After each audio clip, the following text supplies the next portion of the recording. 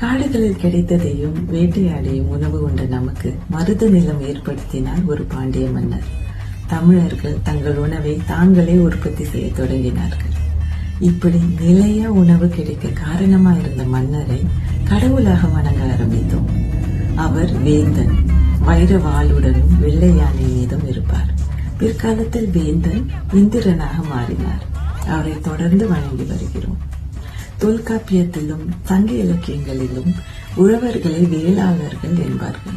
காலாகாலமாக ஆண்டுதோறும் வேந்தன் திருவிழா, வேளாளர் திருவிழா, உழவர் திருவிழான்னு கொண்டாடிக்கிட்டு வரும். உழவர்களை நம்ம கண்டிப்பா கொண்டாடணும். அப்பதான் நம்ம ஒரு சமூகமா செழிப்பா இருக்கலாம். உழவு தொழிலை அரசாங்க தொழிலாக்கி அவங்களுக்கும் பென்ஷன் மற்ற சலுகைகள்லாம் கிடைச்சா சூப்பரா இருக்கும். அதுக்கு தமிழ் தேசியம் அவசியம். பொங்கலுக்கு என்னெல்லாம் செய்யறோம்? பழைய திங்ஸை தூர போட்டுறோம், வீட்டை சுத்தம் செய்யறோம், புத்தாடை உடுத்துறோம், ஒன்னா கூடி சமைச்சு கொண்டாடுறோம். இதெல்லாம் புத்தாண்டுக்கு தான் செய்வோம். அதனால பொங்கல் நல்வாழ்த்துக்கள், அதோட இனிய தமிழ் புத்தாண்டு நல்வாழ்த்துக்களும் கூட.